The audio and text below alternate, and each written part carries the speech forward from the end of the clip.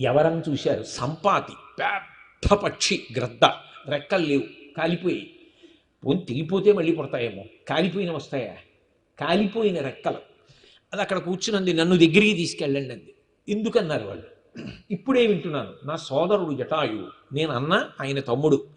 ఒకానొకప్పుడు మేమిద్దరం సూర్యమండలం దగ్గర దాకా వెడదామని చెప్పి పొద్దున్నే బయలుదేరాం. మధ్యాహ్న కాలం అయ్యేటప్పటికి సూర్యుడి దగ్గరికి వెడుతుండగా మధ్యందిన మార్తాండుడై వేడి ఎక్కువైపోతే నా తమ్ముడు తట్టుకోలేకపోతే, పెద్దవాణ్ణి కాబట్టి తమ్ముణ్ణి కాపాడుకోవడానికి రెక్కల చేత ఆచ్ఛాదించాను.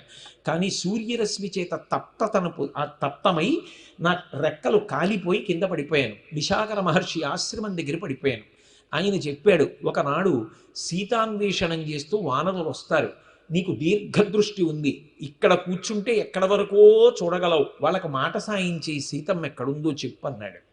అందుకని నేను ఇక్కడ కూర్చుని చూస్తే నాకు కనపడుతోంది, కాంచన లంకలో సీతమ్మ ఉన్నది అన్న మాట చెప్పాడు. నన్ను జలాశయం దగ్గరికి తీసుకెళ్ళండి, నా సోదరుడు మరణించాడన్న మాట విన్నాను కాబట్టి నేను తర్పణ విడిచిపెడతానన్నాడు. ఎటుపోయాడో జటాయువు ఇంతకాలం నుంచి తెలియదు నాకు. ఇప్పుడు మీరు చెప్తున్నారు, రామకార్యంలో జటాయువు మరణించాడని తెలిసింది, తర్పణ విడిచిపెడతాను, తీసుకెళ్ళండి అన్నాడు. సీతమ్మ ఫలానా చోట ఉన్నది అని రామకార్యం మీద వెడుతున్న వాళ్ళకి మాట సాయం చేసినంత మాత్రం చేత కాలిపోయిన రెక్కలు మళ్ళీ వచ్చాయి సంపాదకి. ధర్మాత్ముడితో అంటకాగిన వాడికి కూడా భగవద్రక్షణ కలుగుతుందనడానికి ఇంకింతకన్నా ఉదాహరణ ఉంటుందా?